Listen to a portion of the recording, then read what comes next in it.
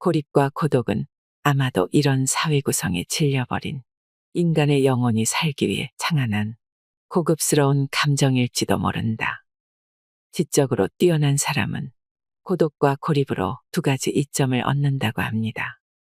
첫째로 자기 자신과 함께할 시간을 얻고, 둘째로 타인과 함께하지 않을 자유를 얻습니다. 인간의 불행 중 상당수는 혼자 있을 수 없어서 생기는 일이 아닐까요? 시대는 점점 더 포악스럽고 강팍해지고 있습니다. 하지만 나를 움직일 수 있는 것은 오직 나라는 사람밖에 없지요. 내가 나로 존재하지 못하고 회사, 가족, 학교, 친구와의 관계 속에 존재하며 타인의 시선에서 벗어나지 못하고 있진 않은가요? 행복해지고 싶어 불행해져 버린 현대인을 위한 책. 오늘 소개해드릴 책은 쇼펜하우어 아포리즘. 당신의 인생이 왜 힘들지 않아야 한다고 생각하십니까?입니다. 온전하고 자유로운 삶을 위한 쇼펜하우어의 독한 가르침 속으로 들어가 보겠습니다. 자신이 증오스러울 땐 자는 것이 최고다. 하루를 마치고 차분히 반성하는 시간을 갖는다. 지나간 하루를 돌아보며 반성하는 시간 속에서 얻어지는 감정은 결국 또다시 우울해진다. 나의 한계에 분노하고 타인에 대한 원망으로 불쾌감이 치솟는다. 그 마음이 나를 어둠 속에 갇히게 한다. 모든 원인은 피로 때문이다. 삶에 지쳐버렸을 땐 냉정한 반성이 불가능하다. 억지로 반성하려고 하면 필연적으로 우울이라는 덫에 걸려버린다. 지쳤을 땐 반성하는 것조차 피곤하다. 지나간 일을 되돌아보는 것도 지겹고 일기 같은 걸 쓰는 것도 괴롭다. 생활에 활기가 넘치거나 즐겁게 활동하거나 어떤 일에 흠뻑 빠져 집중할 때는 지나간 일을 뒤돌아보지도 반성하지도 앞으로 다시는 이런 실수를 하지 않겠다고 다짐하거나 계획을 세우지도 않는다. 반성하고 있다는 것은, 지나간 시간을 되돌아보고 있다는 것은 자신을 한심스레 여기고 있으며 타인을 증오하는 중이고 영혼과 육신에 휴식이 필요하다는 신호다. 이럴 땐 그저 쉬는 게 최선이다. 반성은 자기 혐오다.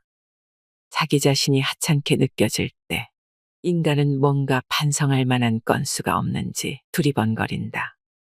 뭘 해도 기운이 나지 않을 때 인간은 무턱대고 반성하며 자아를 성찰한다. 그럴 바에야 아무 생각 없이 잠자리에 드는 편이 낫다. 자신이 증오스러울 땐 자는 것이 최고다. 도박도 기도도 명상도 도움이 안 된다. 여행도 도움이 안 되고 술을 먹어봐야 자기 혐오만 짙어질 뿐이다. 잘 먹고 잘 자고 일찍 일어나는 것이 자기 혐오를 극복하는 가장 좋은 해결책이다. 혐오스러운 오늘로부터 조금이라도 빨리 떠나는 것이 상책이다.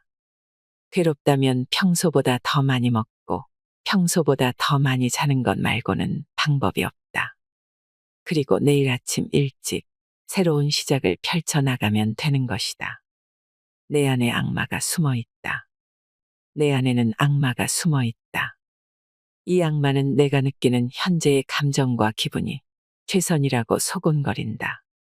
이것이 너에게 허락된 유일한 안식이라고 나를 세뇌시킨다. 나는 감정과 기분, 이 생태학적인 변화에 민감하다는 것을 알고 있다. 그러면서도 악마가 내 안에서 속삭이는 달콤한 이간질에 넘어가 쉽게 화를 내고 슬퍼하고 우울했다가도 다시 기분이 좋아지곤 한다. 이 악마는 나와 함께 인생의 고통스러운 장면들을 목격한 나의 일부다. 선과 악은 장소와 시간을 불문하고 공존한다. 이것은 신의 결정이다. 그 결정을 나는 번복할 수 없다. 다만 최선을 다해 악마의 목소리를 어떻게든 줄여보려고 시도할 뿐이다. 내 안의 악마는 나의 약점이 무엇인지 잘 알고 있다. 그는 나의 서러움이 무엇인지 알고 있다면서 저들이 지워버리고 싶은 너의 과거를 야비하게 비웃고 있다고 말한다. 그 음성을 듣는 동시에 나는 감정을 주체할 힘을 상실한다. 눈빛은 이글거리고 콧김은 발정한 황소처럼 거칠어진다. 상대방이 어떤 뜻으로 내게 그런 말을 했는지 생각해 볼 여유도 없다. 잠시 숨을 돌리고 내 감정을 다독거릴 기분도 아니다. 실컷 욕을 퍼붓고 난 후에야 어리둥절해하는 그의 표정이 눈에 들어온다. 그때는 이미 후회해도 소용없다. 가끔은 내 안에서 악마를 키운 장본인이 나였는지도 모르겠다는 의심이 들곤 한다. 폭발할 듯 분출하려는 증오의 용암을 대신 뿜어줄 또 다른 나를 찾았던 것인지도 모르겠다는 생각이 들곤 한다. 만약 그게 사실이라면 이 악마는 그동안 억울하게도 악마라는 이름으로 불려왔던 나 자신이다. 나라는 인간은 필요에 따라 나 자신을 악마로 만들어왔던 셈이다. 두려운 얘기다. 소름이 돋는다. 오늘처럼 내가 저주스러웠던 날은 없었다. 불성실한 행동, 타인에 대한 불순한 태도는 그 자태가 비록 아름다울지라도 결국에는 인생을 피폐하게 만든다. 사람은 자신의 위치를 깨달아야 한다. 우리는 선량한 삶을 살기 위해 태어났다. 더욱 선량해지는 것이 인간의 목표다. 그 같은 경지에 도달했을 때 육신을 붙잡고 늘어지는 온갖 종류의 욕망과 불만에서 벗어나게 될 것이다. 어떤 사람은 법을 통해 인간은 악으로부터 벗어난다고 말한다. 하지만 이 말은 틀린 것이다. 우리가 추구해야 할 삶은 강제성의 영향을 받아서는 안 된다. 내 안에서 우러나오는 진심만이 나를 인도할 수 있다. 법과 원칙에 따른 행동은 범죄를 저지르고 싶은 마음을 되돌리는 데 불과하다. 설령 그것이 불가능할지라도 우리는 죄를 범하고 싶은 마음조차 가져서는 안 된다. 그러기 위해서는 스스로 각성하는 수밖에 없다. 늙음의 덧없음. 나이가 들고부터는 무엇을 봐도 예전처럼 흥미가 일어나지 않는다. 재미난 사건을 목격해도 누군가에게 달려가 이야기하고 싶다는 욕구가 일어나지 않는다. 어느새 내 안에서 열정이 사라졌다. 그에 비해 세월은 점점 더 힘이 솟는 듯하다. 아직 이르다고 생각될 때 죽음이 찾아온다. 보통 사람들은 대부분 그렇게 생각한다. 하지만 이것은 망상이다. 죽음은 그에게 꼭 필요한 순간에 이루어진다. 어린아이가 어쩔 수 없이 어른으로 성장하듯 죽음은 우리 곁으로 다가온다. 행복은 희생을 동반하기 마련이다. 상실 없이는 기쁨이 없고 절망 없이는 진리에 대한 감지도 없다.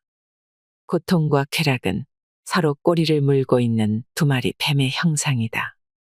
한쪽의 고통으로 다른 한쪽의 고통이 시작되고 고통이 더해질수록 서로의 꼬리를 무는 힘도 강해진다. 삶과 죽음도 그와 같아서 삶에 더없이 집착하는 자에게 죽음은 더 빨리 찾아오고 오히려 죽음을 기다리는 자에게 삶은 더욱 긴 시간을 펼쳐놓는다. 불명확한 인생에서 죽음보다 확실한 사실은 없다. 우리 모두에게 죽음이 찾아온다는 사실보다 명확한 전제는 없다. 죽음 앞에 놓인 인간의 운명은 오늘이 가고 내일이 올 것이라는 당연한 사실보다 해가 지면 어둠이 찾아온다는 눈으로 목격한 사실보다 겨울이 가면 따뜻한 봄날이 시작되리라는 부푼 기대보다 더욱 명확한 진실이다. 그러나 사람은 내일을 준비하고 어둠을 대비해 거실에 불을 밝히고 봄을 기대하며 두꺼운 털옷은 정리해도 내일 찾아올지 아니면 잠시 후 저녁에 찾아올지 혹은 내년 봄에 찾아올지 모르는 죽음에 대해서는 아무런 준비도 계획도 세우지 않는다. 우리는 항상 죽음을 떠올려야 한다. 그것이 우리에게 삶이 허락된 이유임을 깨달아야 한다. 우리는 죽기 위해 태어난 자들이다. 우리가 할 수 있는 죽음의 준비는 오직 이것뿐이다. 더 나은 삶을 살려고 노력하는 것. 보다 나은 삶이 우리를 죽음으로부터 지켜주는 유일한 보호막임을 기억해야 한다.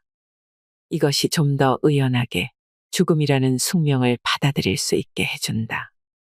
인간의 불행 중 상당수는 혼자 있을 수 없어서 생기는 일이다. 교제에는 많은 강제와 고충, 위험이 따른다. 인간의 불행 중 상당수는 혼자 있을 수 없어서 생기는 일이다. 사교성은 도덕적으로 떨어지고 지적으로 우둔하거나 불합리한 사람과 접촉하게 만드는 성격이다. 위험하면서도 해롭다. 비사교적이라는 것은 사교가 필요하지 않을 만큼 많은 것을 지니고 있다는 뜻이므로 그 자체만으로 큰 행복이다. 인간이 겪는 모든 고뇌는 교제에서 비롯되기 때문이다. 건강 다음으로 행복의 가장 중요한 요소인 마음의 평정이 사교 때문에 위험해진다. 고독이 없었다면 인류는 지금까지 존재하지 못했을 것이다. 음식을 절제하면 몸이 건강해지듯 사람과의 만남을 자제하면 영혼이 건강해진다. 문제는 인간이 고독에서 태어나지 못했다는 것이다. 인간은 이 세상에 태어날 때 혼자가 아니었다. 부모가 있고 형제자매가 있고 국가와 사회라는 공동체의 소유물로 탄생했다. 어쩌면 고독은 인간의 본성이 아니라 경험과 고뇌의 결과로 만들어진 관념일 수도 있다. 나와 다른 사람들과 교제해서 무엇을 얻겠는가?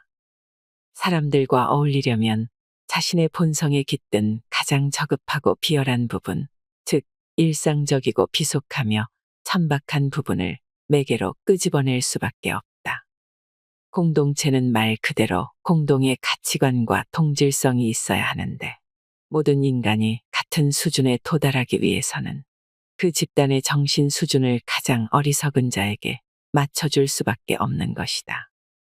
그러므로 사회성은 타인의 높은 수준에 맞춰 나를 끌어올리는 것이 아니라 타인의 가장 낮은 수준에 맞춰 나를 떨어뜨리는 행위가 된다. 공동체를 존속하는 가장 편리한 방법은 저급한 인격을 고상한 인격으로 교육하기보다는 고상한 인격이 저급한 인격을 흉내내게 만드는 것이다. 고립과 고독은 아마도 이런 사회 구성에 질려버린 인간의 영혼이 살기 위해 창안한 고급스러운 감정일지도 모른다. 나는 나로서 존재한다. 이 세상에 나 이상의 존재는 없다. 신이 존재한다면 그것은 신의 문제고 내가 존재한다는 건 오직 나만의 문제다. 나는 이 세상에 있고 싶다. 중요한 것은 바로 그 점이다. 쓸데없는 말로 그것이 나의 존재라고 설득당하고 싶지 않다. 내가 죽고 나면 내가 어떻게 되는지를 분명히 말해줄 수 있는 사람은 없다. 나는 낡은 계략에 속지 않을 것이다. 내가 나로서 존재하지 못한다면 불멸을 위해 나는 내가 가진 것 중 한 가지도 내놓지 않을 것이다. 나의 개성을 보증해주지 않는다면 그 무엇에도 소속되지 않을 것이다. 나는 완전하고 탁월하다. 나보다 더 뛰어난 개성은 없다. 다른 누구와도 나를 바꾸고 싶지 않다. 지금 내 모습이 어떻든 나이기 때문이다. 다수는 그저 많은 숫자일 뿐 많다고 정의가 되는 건 아니다. 인생의 진리는 없다. 삶은 어리석은 동화일 뿐. 그래서 나는 실망하지 않는다. 세상은 내가 틀렸다고 말하지만 그렇게 말하는 세상이야말로 내 눈엔 전부 실수와 오류투성이다. 오류와 허위로 둔갑한 것들이야말로 진실이고 진리와 신성으로 과장된 것들이야말로 진짜 오류다. 옳고 그름 따윈 없다. 다수는 그저 많은 숫자일 뿐 많다고 정의가 되는 건 아니다. 적음을 무능력하다는 편견으로 뒤집어 씌우는 것에 반대한다. 윽박질러도 따라가지 않겠다. 그것이 도덕이라고 외쳐도 듣지 않겠다. 여기가 내 한계라고 한다면 한계라는 사물을 결정하는 건 오직 나의 인식뿐이라고 가르쳐 줄 테다. 나는 내가 모른다는 것을 안다고 말하지 않겠다. 물론 나는 내가 모른다는 것을 안다. 하지만 모를 것도 없다. 인간은 결국 자기 자신만을 체험할 뿐이니까. 그러므로 나는 말하겠다. 나는 역사의 회방꾼이며 다른 사람이 책 한 권으로 말해야 하는 것들을 나는 10개의 문장으로 설명해 줄 것이다. 다른 사람이 말하지 않는 진실을 나는 한 권의 책으로 무한히 써내려갈 것이다. 나는 한 가지 사실만 잊지 않을 것이다. 새로운 인생을 창조하기 위해서는 새로운 이름과 새로운 평가, 새로운 개연성이 필요하다는 것. 이 모든 것이 내 안에 있다. 나만 힘들고, 나만 피곤하고, 나만 희생당한다는 착각. 새롭지만 전혀 새롭지 않은 정신질환이 유행처럼 번지고 있다. 바로 우울이다. 거리에 나가면 우울하다는 말을 입버릇처럼 되뇌는 자들이 발에 치인다. 정신과 의사들은 우울이야말로 가장 현대적인 질병이라고 정의한다. 우울은 말 그대로 정신이 우울해졌다는 뜻이다. 그리고 인간의 정신이 오늘날과 같이 우울해진 근본적인 원인은 기술의 발달 때문이다. 인간의 육체를 위해 기술이 발달할수록 인간의 정신이 우울해지는 이해하기 힘든 상황이 펼쳐지고 있다. 기술은 인간의 정신을 나약하게 만든다.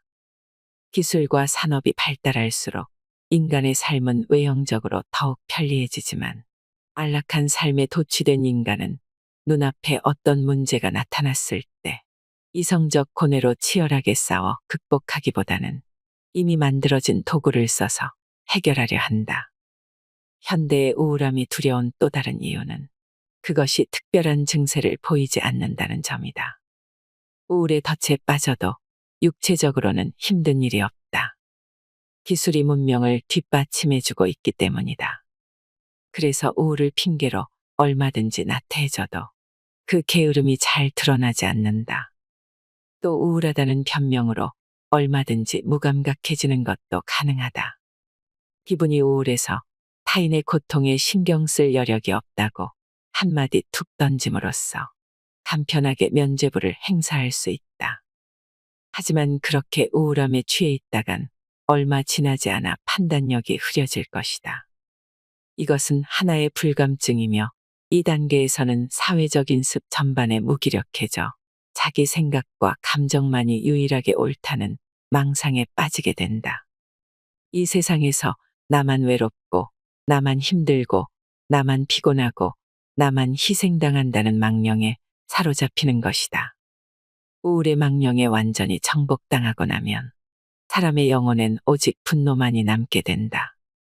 외로워서 화가 나고, 피곤해서 화가 나고, 남들이 행복해서 화가 나고, 마침내 화만 나는 내가 싫어서 미칠 듯이 화가 난다. 그래서 그의 가슴 속에서 타오르는 분노를 가라앉힐 수만 있다면 이 세계 전부를 희생시켜도 값싸다는 논리에 봉착한다. 우울의 끝에서 열광이 태어나는 것이다. 열광은 기존의 것들을 부정함으로써 불씨가 지속된다. 현명할수록 명예와 체면이 얼마나 가벼운 것인지를 안다. 명예와 체면, 기이하고 미개하며 우습기 짝이 없는 인생에서 가장 쓸모없는 규범.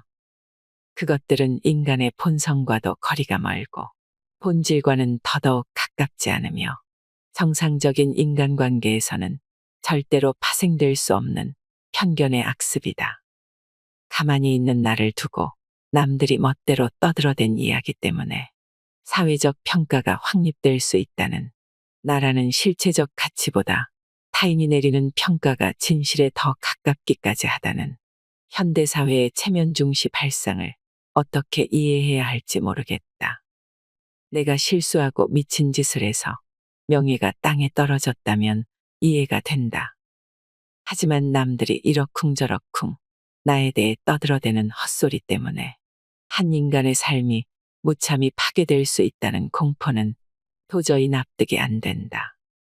구타는 그저 구타일 뿐이다. 골목에서 당나귀와 마주쳐 발굽에 치일 수도 있다. 개에게 물려도 아프고 화가 나는 것이 당연하다.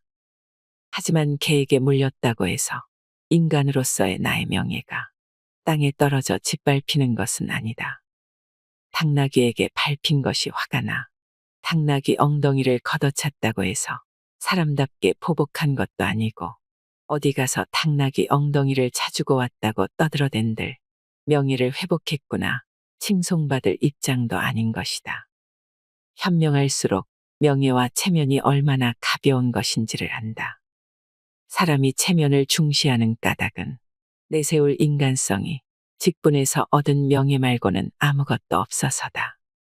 능력이 없으니 사람들의 존경을 받지도 못하고 그런데 또 권력은 욕심나고 그러니 스스로 자기 이름에 금치를 해버리는 것이다. 존경받을 만한 행동을 할 자신이 없어 반대급부로 명예가 훼손됐다는 아집에 사로잡힌다. 명예훼손이라는 협박으로 타인에게 존경을 요구하는 것과 다름없다. 마치 온도계의 수온을 양손으로 꼭 움켜쥐어 수온이 올라가는 것을 보여준 뒤 내 덕에 방이 이만큼 따뜻해졌다고 주장하는 것과 똑같은 행태다. 이 시대가 타인과 평화로운 교제가 가능한 세상이었다면 명예는 지금처럼 훼손이라는 잣대로 고려되는 일은 없었을 것이다. 판단을 타인에게 의존하지 말라. 인간의 정신이 도달할 수 있는 정점은 판단이다. 판단을 타인에게 의존하지 않고 타인의 의사를 수용하지 않는 것. 그것이 인간 정신의 정점이다.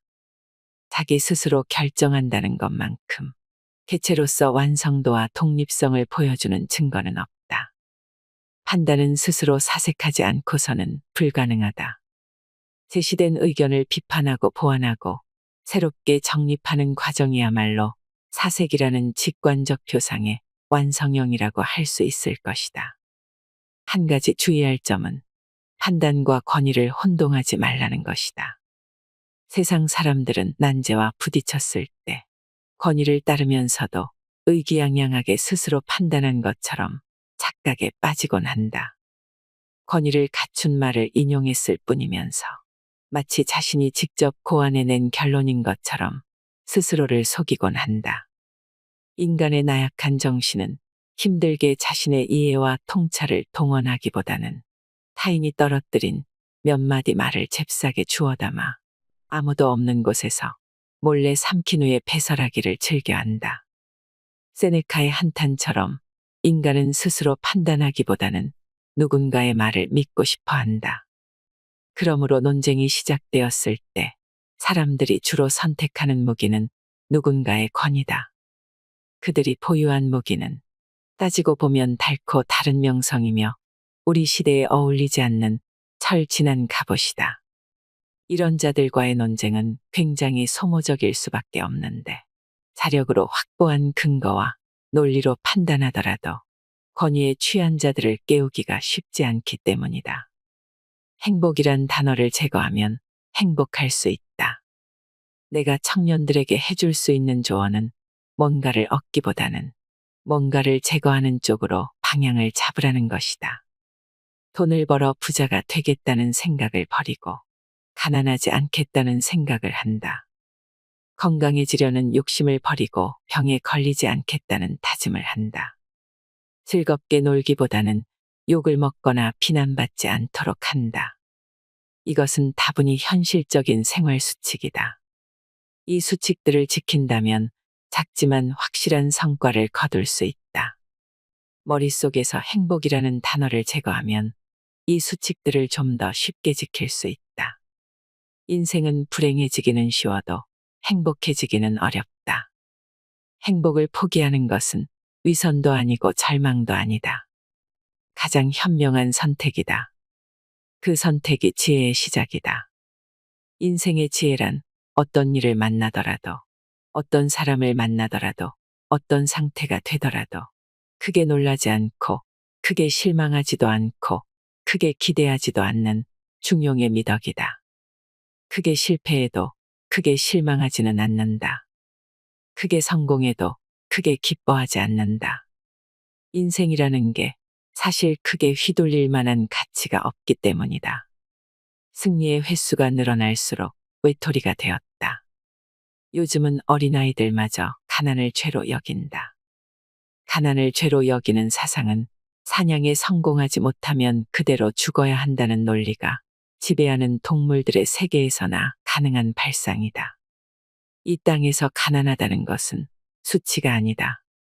그것은 죄도 아니다. 무능력과 태만의 결과도 아니다. 가난은 원석과도 같다. 이 돌 속에 어떤 보석이 숨어 있는지 아무도 모른다. 하지만 인간은 더 이상 원석을 사랑하지 않는다.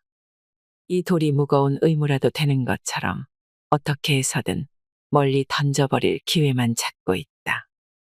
이 돌을 깎고 다듬어 인생을 아름답게 꾸며볼 생각은 하지 않고 아무런 수고도 없이 타인이 깎아 놓은 수고를 빼앗는 것만 계획하고 있다. 인간은 비겁해졌다.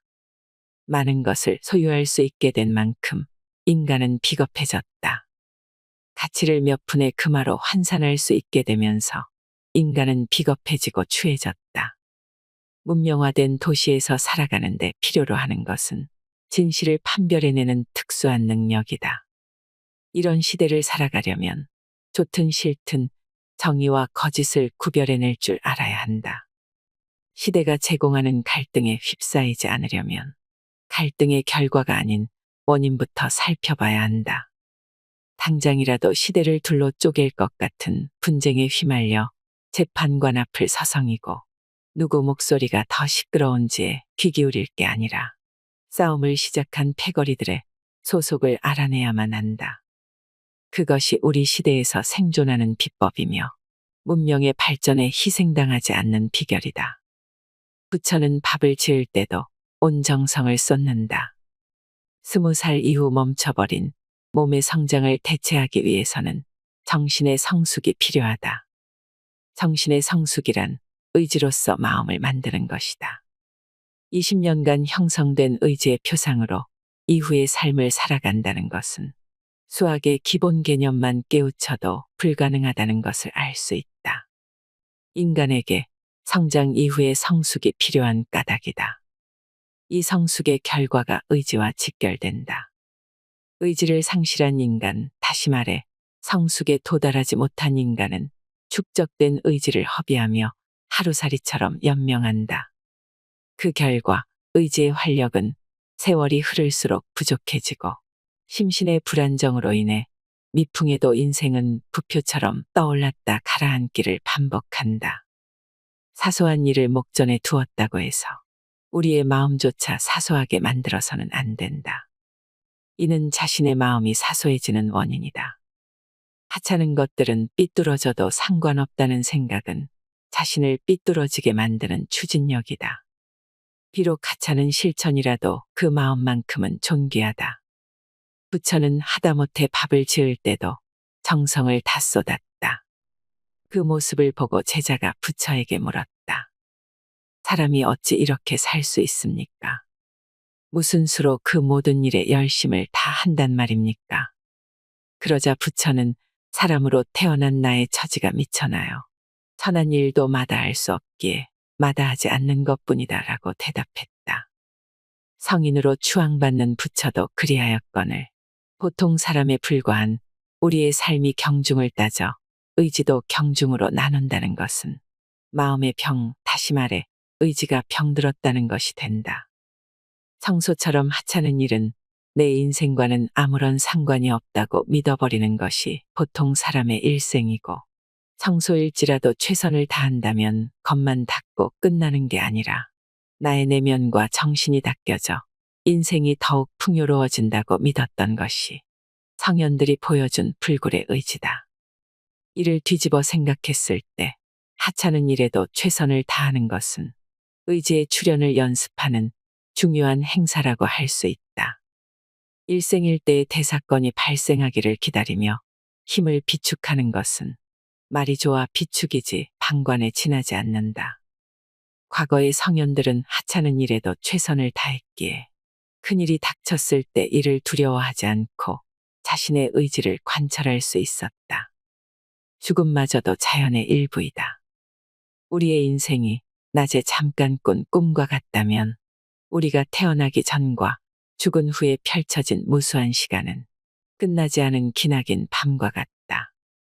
겨울을 앞둔 곤충의 삶을 관찰해보자. 어떤 녀석은 동면을 대비해 굴을 파고 어떤 녀석은 내년 봄의 부활을 위해 고치가 되기도 한다. 그리고 곤충 대부분은 겨울과 함께 찾아온 죽음의 신에게 안겨 영원히 수면에 들어간다. 그 전에 적당한 곳에 알을 낳는 것으로 태어남의 의미를 확인한다. 이것이 자연의 법칙이다. 자연은 삶과 죽음이 본질적으로 차이가 없다는 것.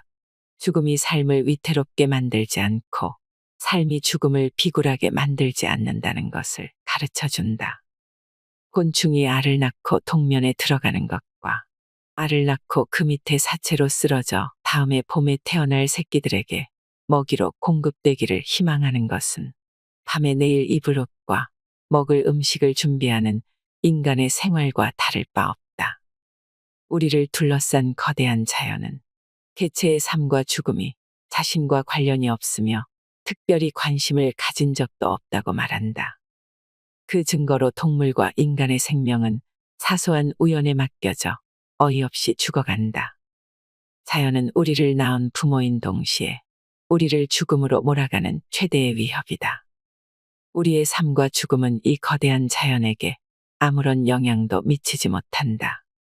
우리의 죽음에 자연이 상심하는 법은 없다. 우리의 죽음마저도 자연의 일부이기 때문이다. 나뭇잎이 계절에 따라 순환하듯 우리도 살고 죽는 문제에 구애받지 말아야 한다. 인간에게 해줄 수 있는 말은 오직 이것뿐이다. 나의 탐구가 가져다준 가장 큰 결실은 쇼펜하우어였다. 그는 우리를 둘러싸고 있는 고통과 고난에 대해서 처음으로 이야기한 사람이다. 프리드리히 니체는 내가 철학자가 된 계기는 쇼펜하우어의 책을 읽었기 때문이다 라고 말했습니다. 쇼펜하우어의 철학을 대표하는 두 단어는 고독과 권태라고 하지요.